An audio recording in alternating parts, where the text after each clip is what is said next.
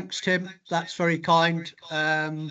So good morning, everyone, and welcome to today's NHS National Veterans Current Healthcare Alliance annual conference, which this year is themed Raising the Bar Higher, which directly links to the Shavaz report, actually written by Professor Tim Briggs, the VCHA National Chair. And since 2014, we've actually come a long way.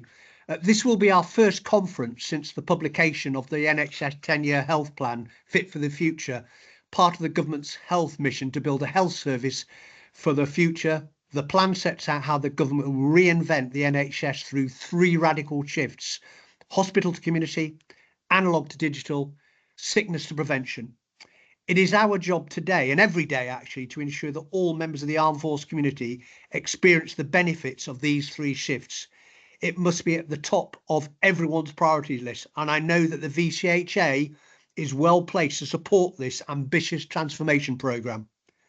Patients are the heart of everything we do, so it's not lost on me or the team today that the 17th of September is World Patient Safety Day, which calls for global solidarity and a concerted action by all countries and international partners to improve patient safety. For those of you who don't know me, I'm Guy Benson, the National Team Leader for the Veterans Current Healthcare Alliance and the newly announced NHS National Armed Forces Healthcare Training and Education Team. My background includes a full military career in the Army, both as a soldier and an officer with multiple operational tours. I joined Professor Tim Briggs and the NHS 5 years ago, and to be honest, I've never ever looked back. Over the course of the next 6 hours or so, I will aim to provide you all a handrail through this year's very ambitious VCHA annual conference.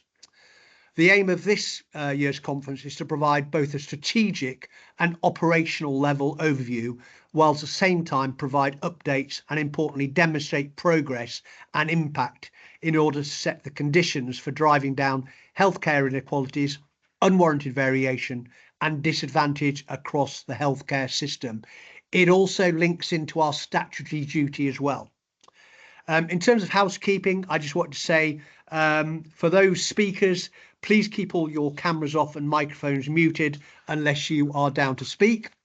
Our moderators will change all the slides for you, but please prompt them with the term next slide, please.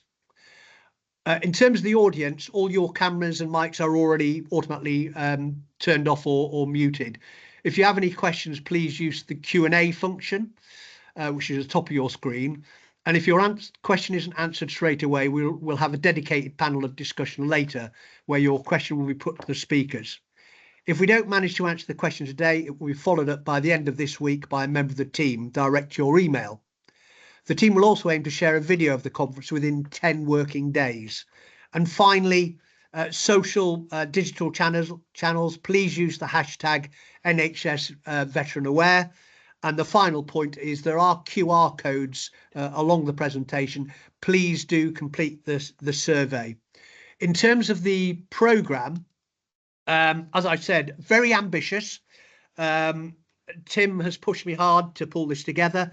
We've got a record 21 speakers from the strategic, operational and workforce levels. You will also hear from a member of the House of Lords, General Janet, a former Chief of the General Staff, a government minister, senior NHS leaders, independent sector leaders, and of course, the workforce. You will see that I've split today's conference into 3 sessions. And session 1 is the strategic update. Session 2 is the raising awareness. And session 3 is progress and impact. All clearly pinned to our patient, and that is really important.